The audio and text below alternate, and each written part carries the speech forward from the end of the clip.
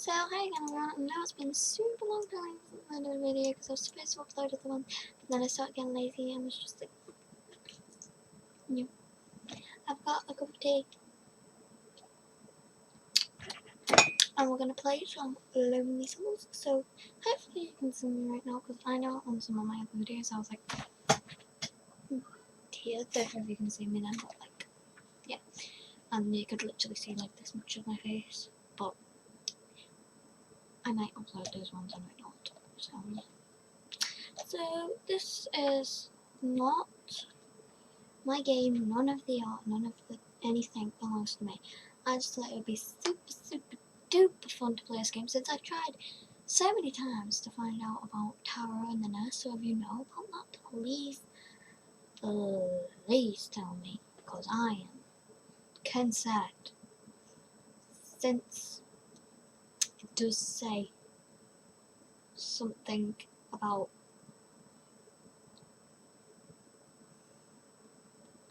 no, never mind. I'll read it. I'll read it in a second. That's why I've still got the continue option. I'm not going to continue because Taro hates me. Skip. No. Censored. You play as Okaruto. I really wish we could play as Osama.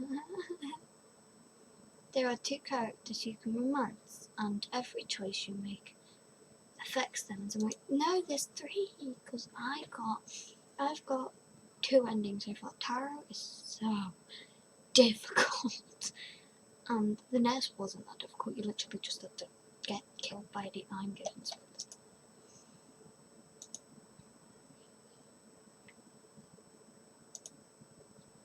Hide. Yeah, underneath. Oh, Slim. I missed some of it, I'm sorry. Sakio and her sister were already inside, and I was in plain sight. So pathetic. I actually expected you to try and hide somewhere. Guess you're too stupid even for that. They were taking their time, maybe I could still run.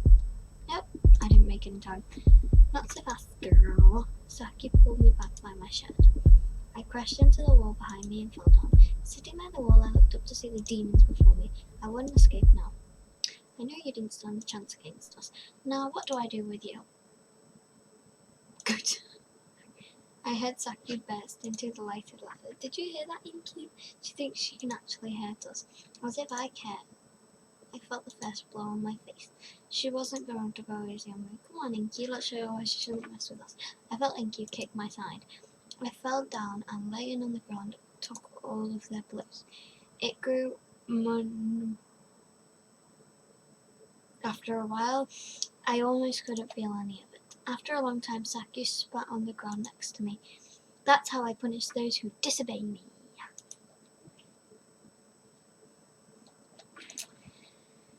They left. They just let me alone like I wasn't worth any more time they had already spent on me. Like, Okaruto is like my third, fourth favourite character from Yandere Simulator. First one is obviously Yandere-chan because the story is very interesting. Then it's Kizana, I just think it Rotoju adds a lot. And then it is the... I know her name, I can't say. Delinquent Girl. Or Soroho. Whatever. However you say it. I'm not Japanese, I can't say these names. Then it's Coconut. She has a really good story as well. And then it's Yandere-chan's mom. She's just cool. Anyway. My very last though, I know a lot of people are going to hate me for this, but it is definitely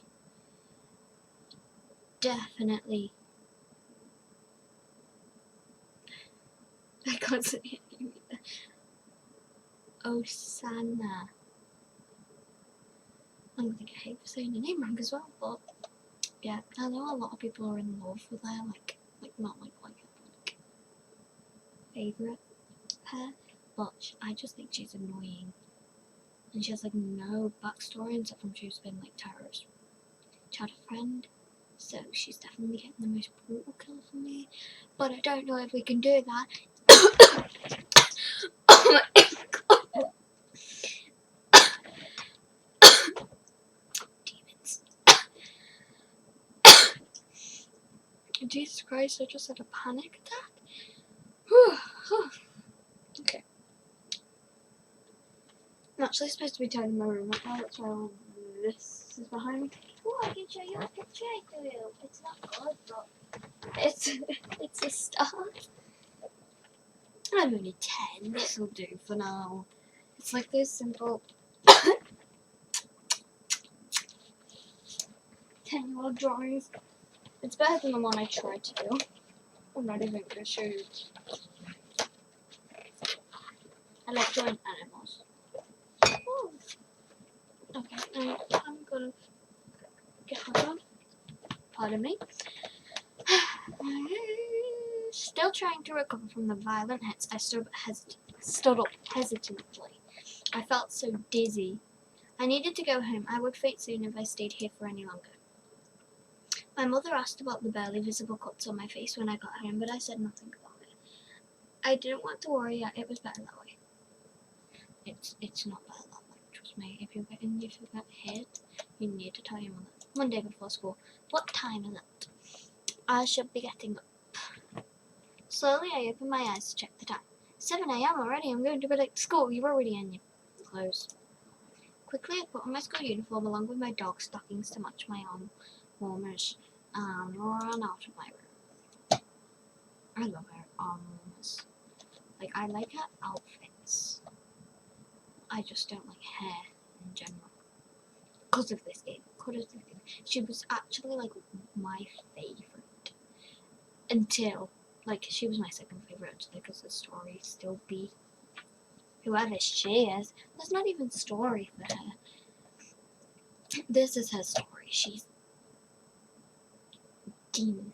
Dark circles were clearly visible under my eyes, and my hair, a mess as always, was casting a shadow onto my pale face. Like me! I may look bright because of the light, but I'm actually like snow. Yeah.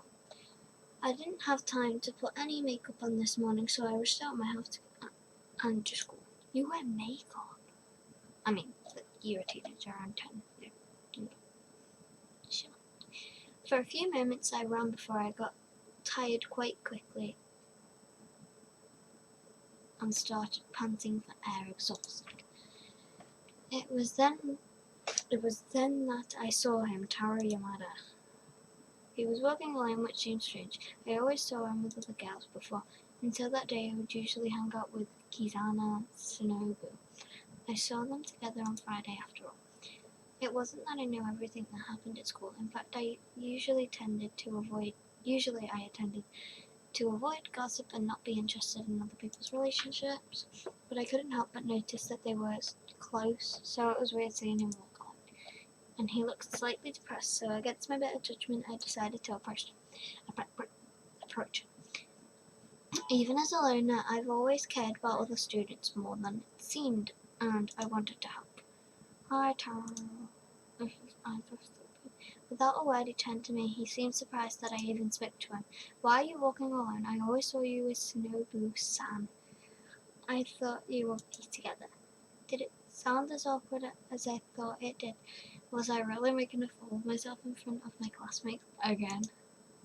Taro looked down at his feet when he heard me mention Kizana and seemed even sadder than before. His silence gave me a moment to look at his face more closely. I knew many girls at school liked him. It was no surprise, honestly, since he was so nice to everyone. He even treated me like I wasn't some sort of freak. What I didn't pay much attention to, at least until now, was how handsome he was. His eyes matched his dark messy hair. His face looked deep in thought as he looked down, remembering his friend. Now I knew why so many girls fell for him. Unfortunately, he never had much luck when it came to romance. Usana Jimi's childhood friend was expelled from school 3 weeks ago.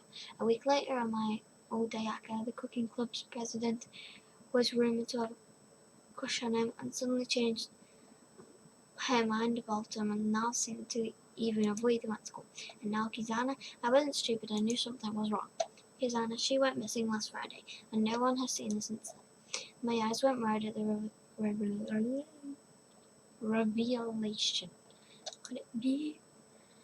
I shouldn't ask about it any further. I cared more about his well-being than Kizana's fate. I had to say something. I'm sorry, I had no idea. He nodded slightly and regained his calm expression, even smiling ever so slightly to me. It's okay, that is not slightly. He looks like he is the one who murdered Kizana, and he's fine with it. His eyes were so charming at that moment, I couldn't help but smile back at him. And if you wonder why I don't know about music. Okay. I don't know. So, we walked together to school and stopped by the entrance. Is that how some people spell it? Because we just spell it entrance. We spell it with an A. I don't spell it entrance. I spell it entrance. Okay, no, entrance. Jesus, I can't even say my own language. And I'm English, please don't kill me.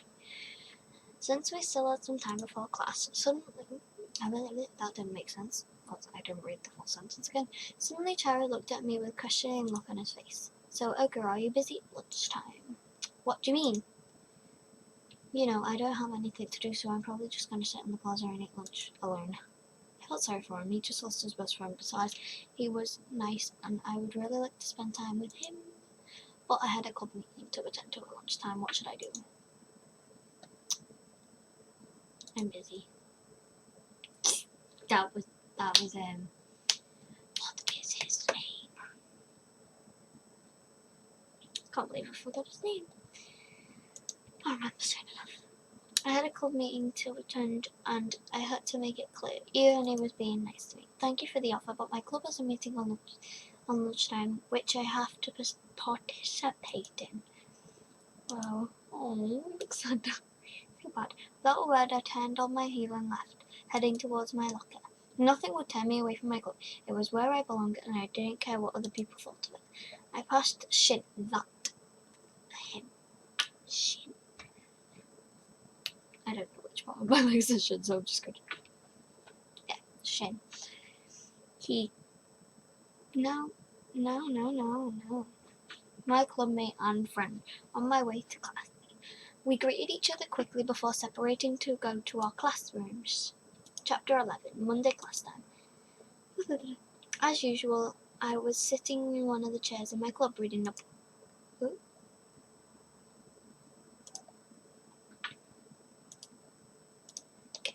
I was the first one to arrive, so I had some time to be alone and just relax. It was then that I heard the door open. Someone was inside. I looked up to see my clubmate Supana standing in the doorway. I smiled at her when she waved at me cheerfully, like she hadn't seen me in ages. Supana was definitely the most social person in the club. She was always so enthusiastic and trustworthy. There was no way to dislike. She and I weren't close, but we talked sometimes. The next ones to arrive were Daku and Joe, who didn't say a word to each other but nodded politely at me, and then Supana, who was quite hard to ignore after coming inside. Daku was nice but quite shy and didn't really talk much. Joe was similar, except I didn't get as many chances to get to know him. He rarely even spoke to anyone. Before the door closed behind I really hope I never have to say this name again after that. Behind Chojo, I saw a hand push it open again and Kakuma Jutsu appeared in the room. I like Kokuma as well, but there was something about her that always bothered me. Her practical way of thinking made it harder for me to become close with her. Besides, she was a loner as well, so it was no wonder she really opened up to others. The only person I ever saw her hanging out with was Shabana. Maybe her energetic nature balanced Kakuma's logic. It was the best proof that opposites attracted. They seemed to be real close friends, and I trusted Savannah. She knew who she wanted as a friend. Instinctively, I caught my breath as the last person arrived. Shin. His tall, slightly intimidating figure always made me feel cold. It was kind of the kind of effect he wanted to have on people, I could tell. I know him well enough to know that as I'd had quite a few chances to speak to Shin, he was the first one to join my club and help me convince a few first-year students to join it, which, to be honest, wasn't an easy task. Shin was so dedicated to the club, it was mainly because of him anyone even wanted to join it. That's when the occult club officially started.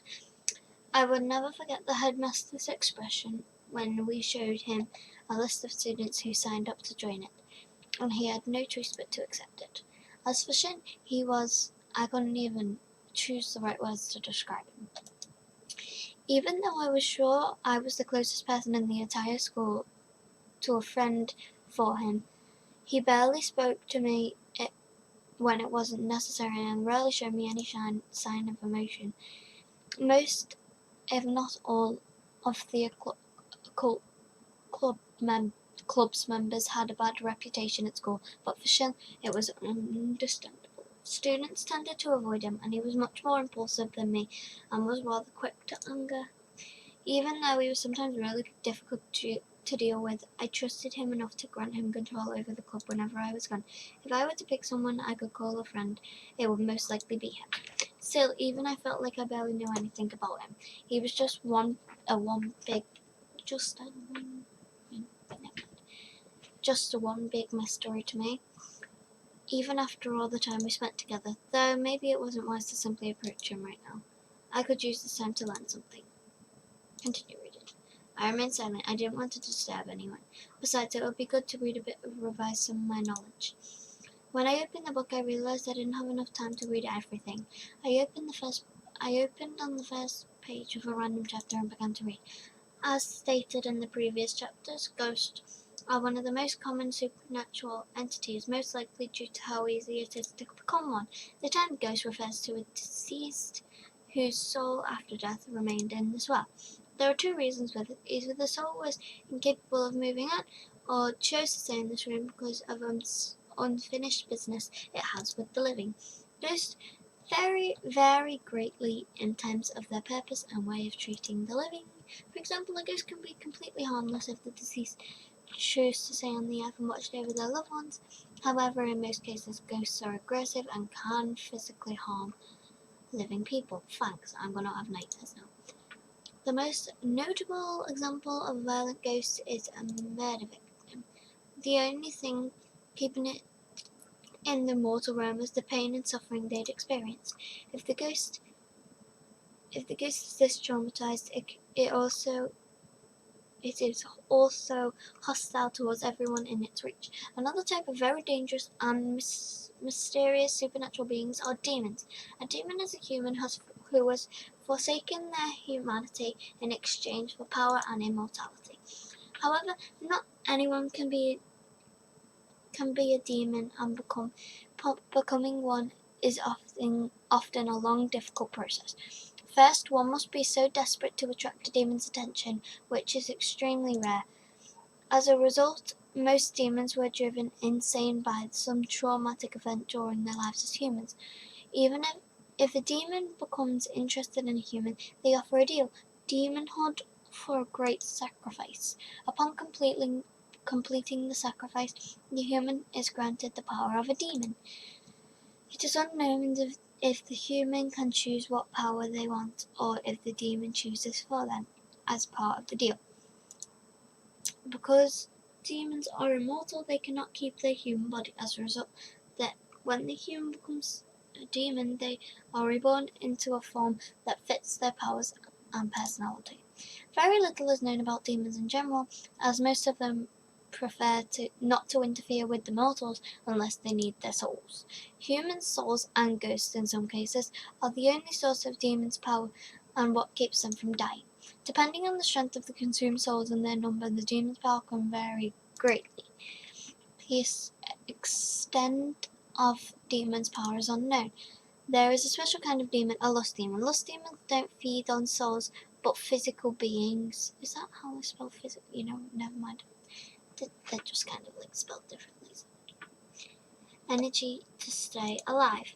Though some lust demons had been known to drain their victims' energy until death, in most cases it is very much possible to survive an encounter with one of them. There are two kinds of lust demons based on how they interact with their victims, succubi and incubi. Succubi are powerful and controlling by nature. They want their victims to obey their every wish and will often use strength to achieve full control over them. They tend to have larger wings and horns than incubi and often look more mature. Incubi do whatever it takes to obtain the energy they desperately need to survive and often openly beg the human to give it to them willingly. However, they are as deadly when provoked as succubi. Incubi are naturally gentle and kind, but when their lust for energy becomes too strong, they are far less predictable and more dangerous than their dominant counterparts. Is it possible to... I wanted to continue reading, but it was almost time for class. I closed the book, but I got a glimpse of the author's name written on the cover in a goofy font. Chapter 3. Monday class time. Finally, the classes for today were about to end. I was most likely going to go to my club now, though I was really tired. Maybe I should go home today. I would have more time to study and relax. The moment I heard the bell ring, meaning the end of class for the day, I packed my books to my bag and left the classroom. I was going to go to my club soon to participate in the daily ritual. While I was walking through the corridor, I saw Taro walking alone towards the staircase. He must have heard me coming, as he turned his head to face me. "Oh, hi, Oka." His cheerful greeting caught me off guard. That must have been what hanging out with normal people was like. I haven't seen him since before school, though. Was he treating me like a friend already? Hi. Me too, everyone. Do you have plans, or are you free right now? I couldn't make up my mind about Taro. He was really nice. Because if you are, we could walk home together. How about that? I feel kind of bad because of lying about having free time, but I've already been to one meeting today. Shin would surely take care of everything for me. Besides, I could give myself some freedom from time to time. No? Let me be free and careless for once, I shouted in my head before finally answering Taro. Sure, we can go together. That's great. Ooh, Taro's heart. As we walked downstairs, a question seemed to form in his mind. Oka? Yes. You said you had to go to your club today, didn't you? That's right, I had a meeting on lunchtime. Do you like going there? I hesitated for a moment. Well, recently it's not as much fun anymore, but I still like being there. What makes it less fun? I shrugged, not sure what to say. I don't know, I guess the company could have been better. Well, if you're looking for good company, I'm always there to help. I smiled at this joke. Was he flirting with me? Jesus, okay, you really misunderstood things, don't you? We only separated to change our shoes at our lockers before walking outside together. Tara was really easy to get along with, and after a few minutes of talking, I felt like we knew each other since ages. I talked about everything that came to my mind, our teachers, the school, other students, even my problems with maths. So did he, and I learned a lot about him. I was beginning to think we might have a lot more in common than I initially thought. When we reached my house, Tara stopped me one last time. Hey, mind if we exchange phone numbers? That way we can talk to each other anytime you want. Alright. After exchanging our info, I waved him goodbye and entered my house, watching him leave as I closed the door behind me. He was so kind and seemed to understand me better than most people did. I've made a friend. Chapter 4. Okay, I'm gonna leave it on Tuesday morning, so let's just save right now. Oh god, we're here. These are my other save files. I'll save them. So yeah, we're going to print down, and that was it for today, and I will carry on tomorrow because I'm tired and I still have to tidy my room, as you can see over there. But yeah, I'll see you all next time. I'm so tired and I miss Mum. Oh,